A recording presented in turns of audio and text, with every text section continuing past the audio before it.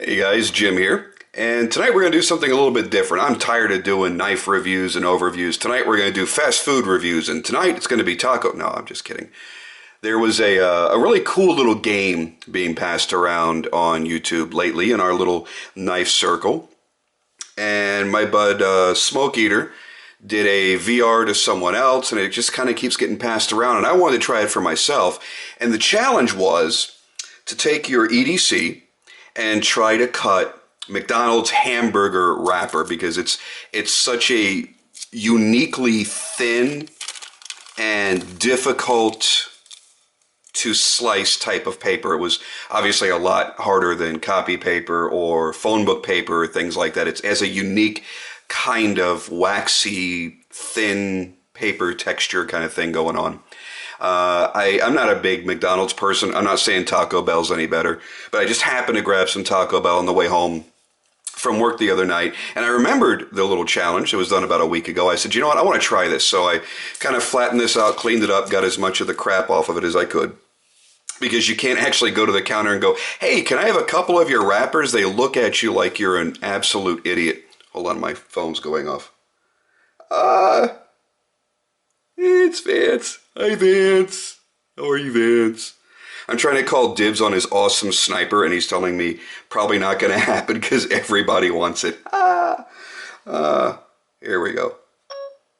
Hey, Vance, making a video, and you just made a guest appearance, whether you wanted to or not. Let's see how badly Siri fucks that up. Yeah, oh yeah, that was really close. Siri, you're retarded. So, let me just type this really quick. Whether you wanted to or not.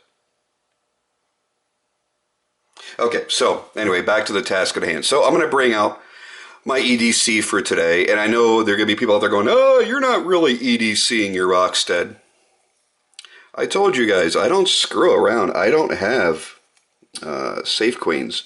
And you'll see right here some evidence of that, because my monkey ass decided, oh, I'm going to put a lanyard on there, not remembering it had a little tiny skull up toward the top, in addition to the skull at the base of it.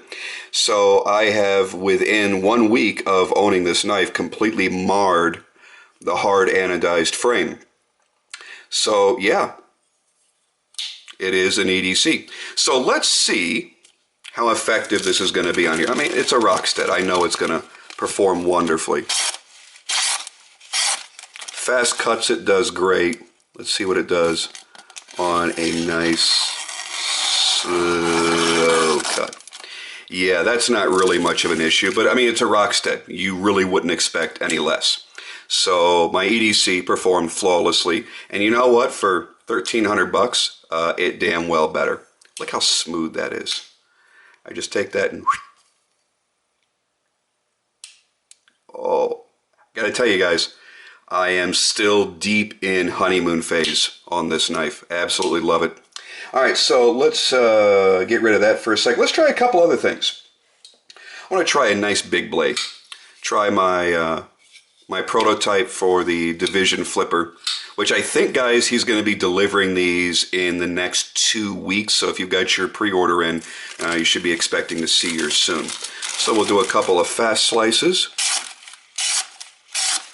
Works great. Why you like that? What's he charging for these things? Like $400?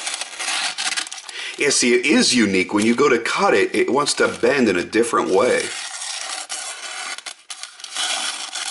So yeah, that's cutting as well as a $1,300 Rockstead. So Jason, good job there, buddy. It's still a little wrinkled here, and I apologize if it gets snagged a little bit. And I'm having a hard time doing this without chopping my finger off. There's a little snag there, and I don't know why. Obviously, it wasn't the blade, but yeah, this thing just kind of bites in there and goes to town. So yeah, good job there, Jason. That's certainly a great slicer. Let's see what else we got here. Well, we know the Una. The Una is going to be like insane. See, it does that weird little thing. but it's obviously not the blade. It really is that material. So the Una, as we expected, performed flawlessly. Let's go down in price by quite a bit. Let's do a little Browse Silent Soldier Flipper. Yes, that snags a little bit. And this is a pretty sharp D2 blade. Oh, I just realized I'm off frame. So, yeah, still respectable. Still does a pretty damn good job. Hinderer. Let's see what you get for your money out of Hinderer. Now, I have stropped this, to be fair.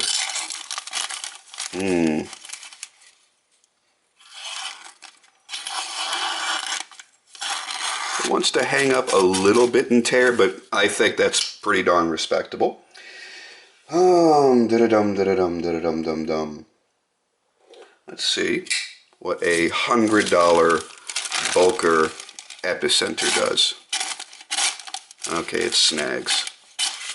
So that does prove to you that this is not an easy test to pass.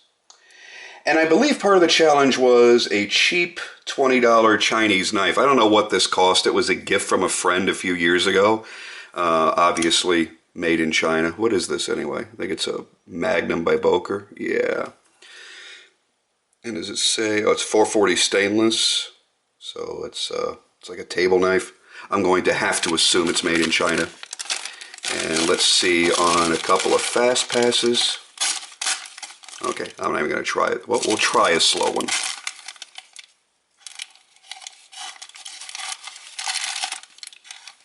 Yeah, it's not even going to grab. So that failed.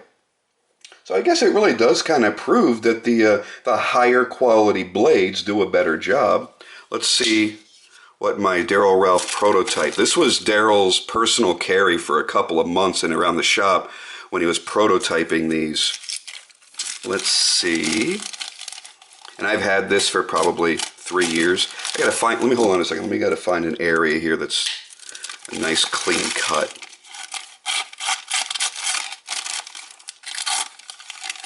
Wow, where it's really wrinkled here, it really wants to snag your blade. Let me see if I can chop it from here. Yeah, see, now it's getting all bent out of shape. I don't think I'm going to get anything to cut at this point. But anyway, I guess that's a quick demonstration and to give you an idea of how difficult, how tricky this crazy shit is to cut. Okay, so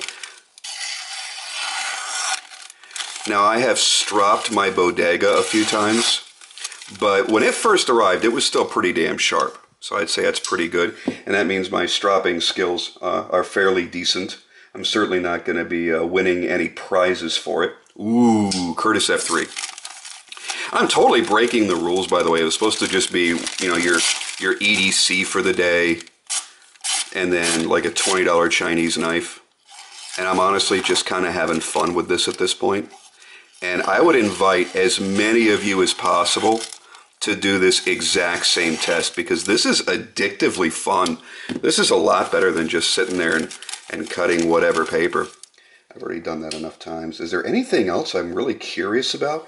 Let me see how my Elishewitz does. Is there any area that I've got clean that I can grab onto? Yeah.